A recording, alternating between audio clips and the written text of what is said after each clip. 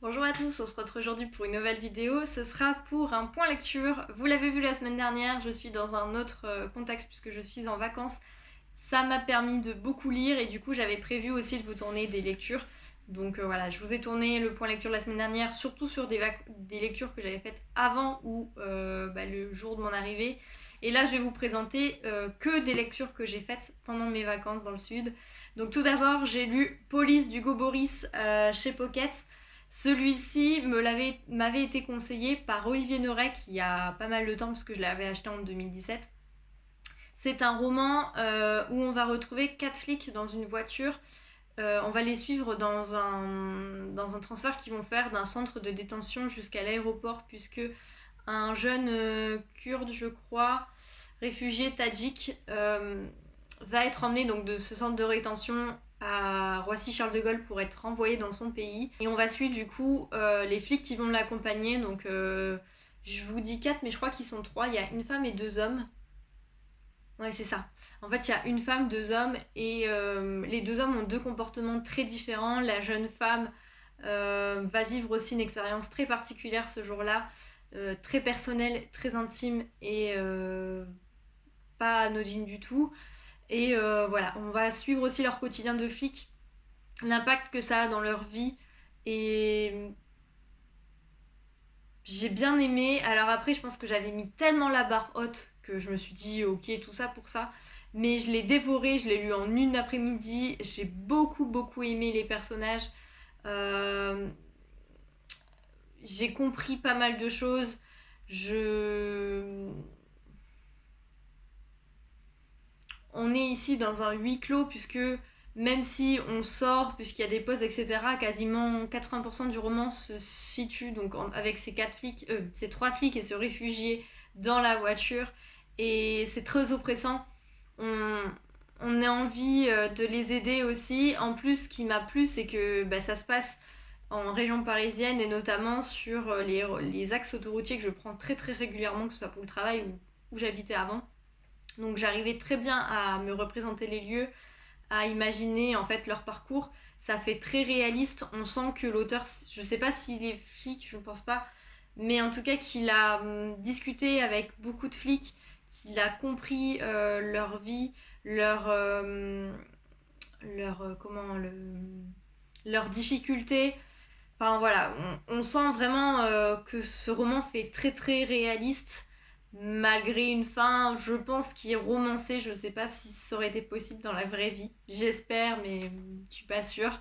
Mais voilà, du coup, je vous conseille si vous voulez découvrir un peu plus le quotidien du policier que dans les séries policières type Maigret. N'hésitez pas à lire Police, il se lit très vite, je vous dis, en une après-midi c'était lu et vous retrouvez une très belle plume. Je ne sais pas si l'auteur a écrit d'autres romans, mais je vais me renseigner parce que j'ai beaucoup aimé ce livre, donc je vous conseille Police. On reste dans la police, puisque j'ai lu La Chambre des Morts de Franck Tillier chez Pocket. Ici on est dans la première aventure de Lucienne Bell, donc je l'ai lu dans l'ordre. Donc c'est le 3e puisque j'ai lu les 2 avec Franck Charcot seul et là c'est le premier avec Lucienne Bell. Et autant dire que je suis pressée de lire la suite qui est La Mémoire fantôme, je crois. Ici on se retrouve donc avec Lucienne Bell qui va revenir son congé maternité puisqu'elle a accouché de 2 petites jumelles et elle va revenir au commissariat, ça va être très compliqué pour elle. Et comme c'est la période de Noël, en fait, elle va être un peu surclassée et envoyée sur une affaire de meurtre. Puisqu'une petite fille de 4 ans a disparu, son corps va être retrouvé, je sais plus où, mais en tout cas dans un état particulier. Et ils vont devoir enquêter sur cette affaire. En parallèle de ça, on va suivre 2 mecs qui viennent se faire virer, qui sont pauvres, qui sont à l'affût du moindre magot et ils vont renverser quelqu'un en pleine nuit et quand ils vont s'approcher du corps, ils vont se rendre compte qu'il y avait 2 millions d'euros dans le sac. Donc ils vont balancer le corps, garder les 2 millions d'euros et du coup on va les suivre au fur et à mesure, sachant que les 2 affaires sont forcément liées, sinon c'est pas drôle. Le thème principal de ce roman, puisqu'à chaque fois dans les Franck Tillier, il y a un thème principal, notamment scientifique. Ici, on est plus sur le côté animal et taxidermie, donc il embaume il empaille, il embaume les animaux morts. Donc c'est le thème principal. Si vous êtes un peu sensible aux animaux, laissez tomber. Mais en même temps, j'ai envie de dire, avec Frank Tilly, il faut être sensible à rien du tout parce qu'il est quand même assez hard. Mais j'aime beaucoup, en fait, c'est très détaillé, très réaliste. On se retrouve dans le Nord, donc j'aime toujours me retrouver dans le Nord. Et voilà, c'est efficace. C'est pas le livre de Frank Tillier que j'ai le plus aimé, notamment de sa saga. J'ai largement préféré Deuil de miel. Mais voilà, c'est efficace, je l'ai lu très vite. Et voilà, je vous conseille si vous l'avez toujours pas lu et si vous voulez continuer la saga ou commencer la saga, puisque vous pouvez commencer par celui-ci, vu que c'est le premier tome de Lucienne Bell. Donc voilà, que ce soit par Train d'enfer pour Anjou pour Franck Charcot ou celui-ci, c'est exactement pareil.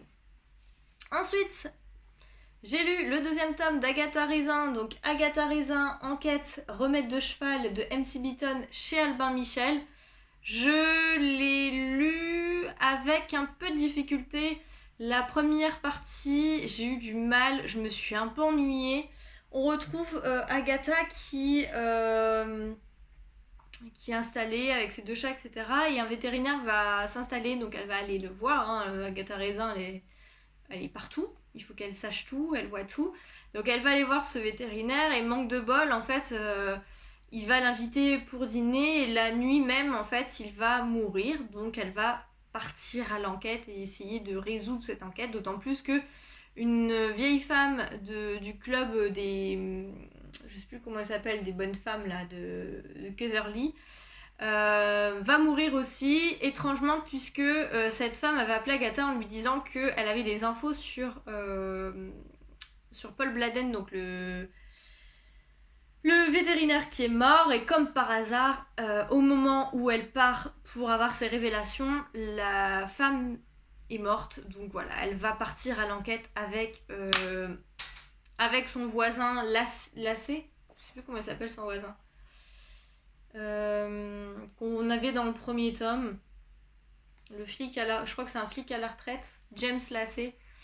Donc voilà, c'était plutôt ennuyeux au début, et puis je sais pas, l'écriture, Agatha fait que je me suis pris au jeu, et puis la deuxième partie je l'ai lu d'une traite, mais c'est vrai que les 100 premières pages, j'ai eu un peu de mal, et je me suis dit, je me suis même dit, est-ce que je vais continuer la saga parce que j'ai eu du mal, et puis après je me suis dit, non, c'est quand même assez sympa, j'aime bien, voilà, faut pas le prendre au premier degré, forcément, il y a des scènes où on se dit, c'est trop gros. Mais en tout cas, ça fait sourire, ça passe le temps et du coup j'aime bien, donc je continuerai les enquêtes d'Agatha Raisin. Dernier roman, roman noir et pas forcément joyeux et divertissant. Il s'agit de L'été circulaire de Marion Brunet au livre de poche, qui a d'ailleurs eu le prix des lecteurs 2019. Ici on est dans du roman noir, comme je vous disais, puisqu'on va suivre 2 sœurs dont l'une va tomber enceinte. Elle a 14 ans je crois, il y en a une qui a 14 et l'autre... Alors, 2 sœurs, Jo et Céline, de 15 et 16 ans. Celle de 16 ans ou 15 ans. Celle de 15 ans va tomber enceinte. Elle ne veut absolument pas dire qui est le père.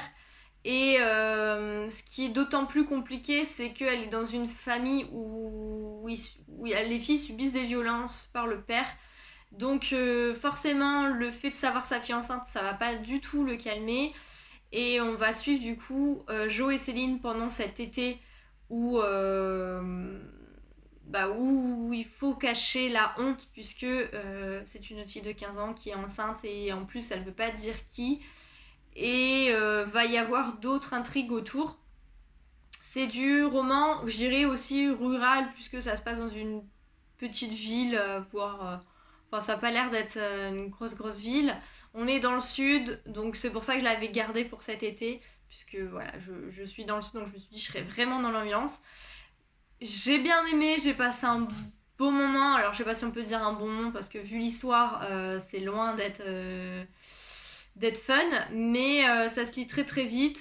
C'est bien, je pense que c'est pour ceux qui ne lisent pas forcément beaucoup de thrillers et romans noirs, mais c'était plus ou moins attendu. La fin, je m'y attendais depuis quasiment le début.